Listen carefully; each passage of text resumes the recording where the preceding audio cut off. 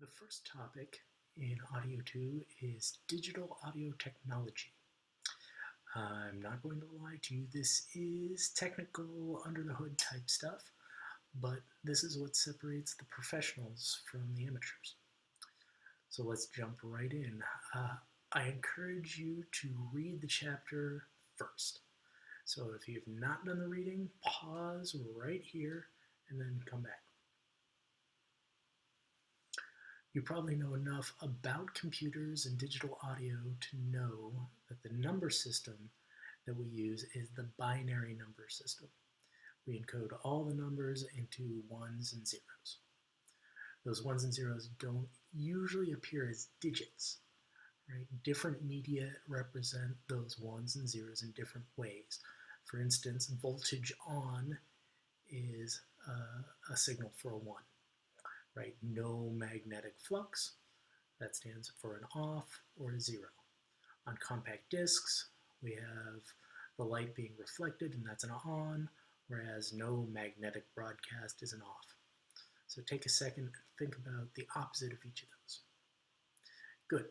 Now the next section covers capturing analog audio and converting it into digital audio. Sampling is how fast we take a snapshot the audio signal. This is going to determine the bandwidth. Okay, sampling is going to determine the bandwidth. The higher the sample rate, the higher the frequencies we can capture and reproduce. Quantization is the resolution of the signal. Just like the number of pixels that we have in a visual picture, the more bytes we use, the higher the resolution of the audio signal. I mentioned sampling rate. That's the number of measurements we take per second. Just like the frequencies, samples per second are measured in hertz or kilohertz. Right? Most often 44.1 kilohertz and 48 kilohertz. All right, it's time to get into the Nyquist theorem. It is named for Harry Nyquist, and it has to do with the aforementioned relationship between sample rate and bandwidth. It is true that the Nyquist theorem says, in order for the desired frequency bandwidth to be faithfully encoded in the digital domain, the selected sample rate must be at least twice as high as the highest frequency to be recorded.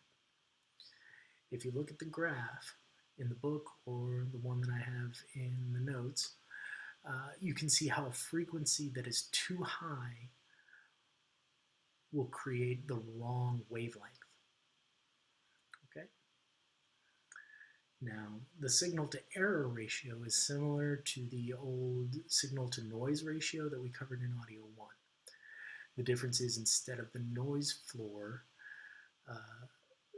we're dealing with the number of errors in the digital realm, not the analog part of the system.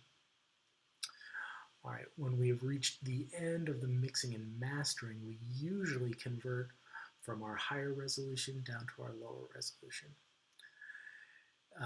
And when we do that, we apply dither to that process, and the effect is like increasing the overall bit resolution.